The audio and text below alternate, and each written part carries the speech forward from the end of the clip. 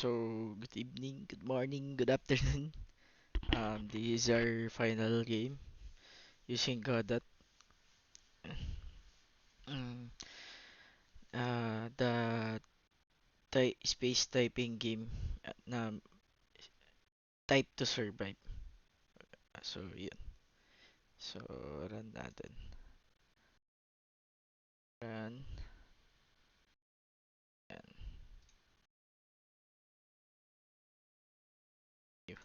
Yun. So, this is our game. Uh, Name RJ Type. Type to Survive. Nakalagay dito is Type to Survive. Meron kaming play easy mode, play normal mode, play expert mode. Pero I don't think if gumagana yung expert mode kasi hindi siya mapindot kahit ilang beses siya pindutin. Ayan.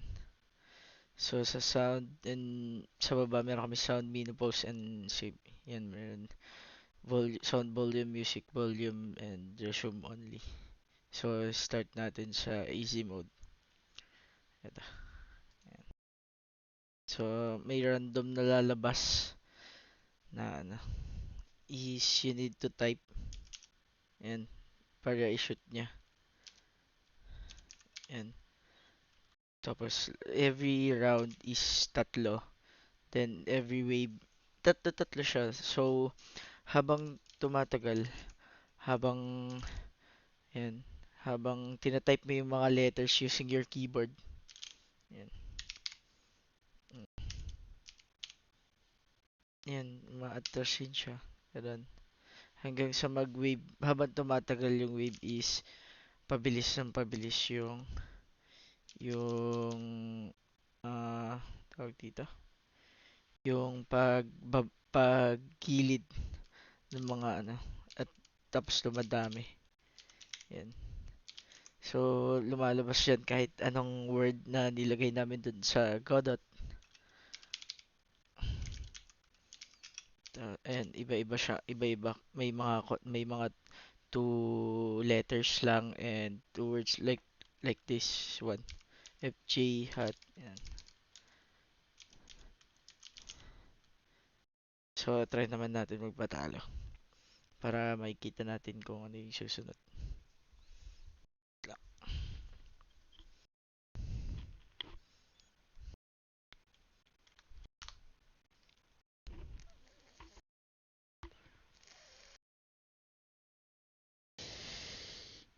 Mamaya try natin yung ano, yung card mo.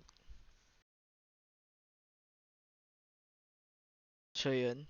Tapos lalabas dito is, yan, game over, final score, tapos accuracy, words per minute, yan. Tapos, pipindutin is start game. Tapos sa normal mode, wait lang, ayaw kasi maklik yung expert eh. Ayun, maklik siya. So, yan, expert mode is meron siyang boss. Marami. Mas marami yung word na lumalabas. Ganun, tapos may lumilipad-lipad pa.